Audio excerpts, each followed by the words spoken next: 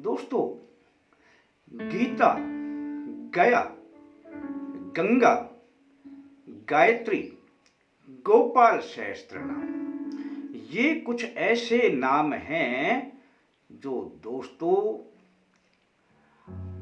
आप कैसे भी, जो अपनी आत्माओं की जिनकी तृप्ति नहीं हुई है, जिनका मोक्ष नहीं हुआ है, अगर इनका पाठ किया जाए या विधिवत कार्य किया जाए तो उस जीव का मोक्ष भी हो जाता है। और जिसके बारे में तो मैंने आपको पहले गोपाल सहस्त्र नाम के बारे में तो पूरी विधि डाली हुई, फिर कभी अवसर आएगा तो फिर मैं पूरी जानकारी इसकी फिर बताऊंगा। लेकिन आज का विषय मेरा दूसरा है। ये जो 5 नाम मैंने जो ग से शुरू होते हैं उसी को मैं आगे बढ़ाते हुए एक और नाम आपके सामने प्रस्तुत करने जा रहा हूं। दोस्तों, उसका नाम लेते ही मन कितना ही उद्वेलित हो, शांत होने लगेगा। काम नहीं बनते हों, काम बनने लगेंगे। और दोस्तों, ऐसा ही नाम होगा वह एक पक्षी का। आप सोच रहे होंगे कि ऐसा कैसे हो सकता है, पर दोस्तों ऐसा ही होता है। आप सुनेंगे तो मान भी जाएंगे। अब इससे पहले कि मैं अपने विषय पर आऊं, अल्टीमेट ज्ञान में जुड़ने वाले अपने सभी प्रेमियों का हार्दिक स्वागत है और जय माता दी लिखने वाले दोस्तों का तहे दिल से हार्दिक अभिनंदन। जय माता दी। तो आ जाते हैं दोस्तों अपने विषय पर। दोस्तों, अब मैं एक छोटी सी कहानी से शुरू करूं। बड़ी संक्षिप्त कहानी है, मैं विस्तार से नहीं बताऊंगा। कि गरुड़ एक पक्षी थे और गरुड़ की मां अपनी बहन की ही दासी थी। कुछ विशेष कारणों से उनको दासता उसकी स्वीकार करनी पड़ी थी। जब गरुड़ पैदा हुए उससे पहले की कहानी है ये। और जब उन्होंने पैदा होने के बाद अपनी मां से पूछा कि मां ये सब क्या है, तब उन्होंने पूछा अपनी मौसी से कि मेरी मां को मुक्त करने के लिए मुझे क्या करना पड़ेगा। तब उन्होंने, उनकी मौसी ने अमृत कलश की मांग रख दी थी। अमृत कलश ऐसी जगह पर था देवताओं के पास जहां पे पहरा इतना कड़ा था कि लाना तो उसे दूर, वहां जाना ही असंभव था। लेकिन फिर भी उनके भाव, उनके मन की लगन देखो, उनकी मात्र भक्ति देखो कि वह अमृत कलश को लाने में भी कामयाब हो गए।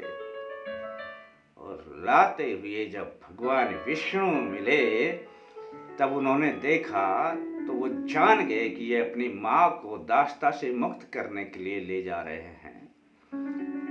इनके अंदर कोई स्वार्थ की भावना नहीं, अन्यथा यही अमृत पीकर अमर हो जाते।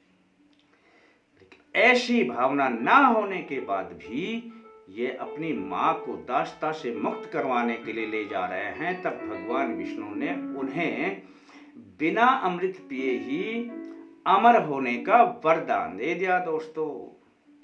और जब वरदान मिल गया तो गरुड़ जी कहने लगे कि हे प्रभु, तो मुझ दास को आपने इतना उपकार किया, अब मैं आपकी सेवा में ही रहना चाहता हूं। तब भगवान विष्णु ने उन्हें अपने वाहन के रूप में स्वीकार कर लिया दोस्तों।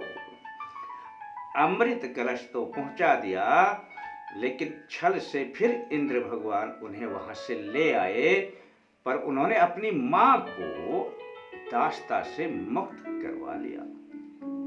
दोस्तों, ये होती है निस्वार्थ सेवा और मात्र भक्ति। दोस्तों, जब गरुड़ जी भगवान विष्णु के वाहन के रूप में हो गए, तब उनकी जब भी वार्तालाप चलती थी, तब वे केवल और केवल गरुड़ जी अपने जो जीव हैं, प्राणी हैं, वो दुखी क्यों हैं, मरने के बाद क्यों दुखी होते हैं, ये सब प्रश्न भगवान श्री विष्णु से किया करते थे। और ऐसे ही जब उन्होंने प्रश्न किए, तब उन प्रश्नों का प्रश्नों और उत्तर का एक जो संकलन था, वह पुराण बना गरुड़ पुराण। जीव की जब मृत्यु हो जाती है, उसके बाद गरुड़ पुराण को पढ़ा जाता है। दोस्तों, गरुड़ पुराण को पढ़ते वक्त मन इतना शांत हो जाता है कि मन को अन्य बाहर के किसी भी पदार्थ में रुचि ही नहीं रहती है। दोस्तों, हालांकि उस गरुड़ पुराण को पढ़ने के बाद फिर विसर्जन कर दिया जाता है, लेकिन क्योंकि बताया जाता है गरुड़ पुराण को घर में नहीं रखते। लेकिन दोस्तों, यह पुराण है, इसे घर में भी रखकर यदि पढ़ा जाए तो मन इतना शांत होता है और कार्य जो सोचोगे वही बनने लगते हैं, चाहे इसकी 5 लाइन ही पढ़ ले। अब ये तो रही गरुड़ पुराण की बात, लेकिन दोस्तों, हमारा विषय था इस पक्षी का नाम लेते ही मन शांत हो जाता है और हर कार्य आपके बनने लग जाते हैं। तो दोस्तों, यह पक्षी है गरुड़। अब गरुड़ को केवल गरुड़ के नाम से ना जाने, इसे गरुड़ भगवान के नाम से जाने। और जब भी आप घर में सुबह, शाम, दोपहर जब भी हैं अपने घर में, यदि 5 नाम भी ले लेते हैं ना, गरुड़ भगवान, जय हो गरुड़ भगवान, जय हो गरुड़ भगवान, जय हो गरुड़ भगवान, जय हो गरुड़ भगवान, दोस्तों, मन तो शांत होगा ही होगा, लेकिन आपके कार्य भी तीव्र गति से बनेंगे। गरुड़ जी की सदा से सोच रहा करती थी कि जीवों पर दया, जीव किस तरीके से सुख भोगें, जीव किस तरीके से इस जगत से के कष्टों से निकलकर आनंद के जगत में आए, ये केवल गरुड़ की इच्छा रहा करती थी। दोस्तों, उनका यदि नाम लेंगे तो आप 5 नाम ही लेकर के नित्य एक बार प्रयोग चालू करके देख लेना, आपका मन शांत हो जाएगा, उसी वक्त शांत हो जाएगा।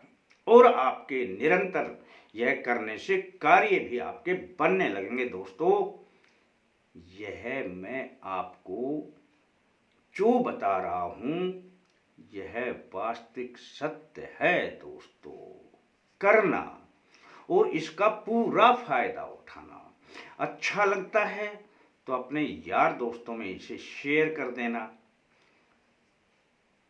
सब्सक्राइब नहीं किया है तो कर लेना। घंटी का बटन नहीं दबाया है तो दबा देना। फिर मिलते हैं दोस्तों शीघ्र ही नए अंक के साथ। तब तक के लिए जय माता।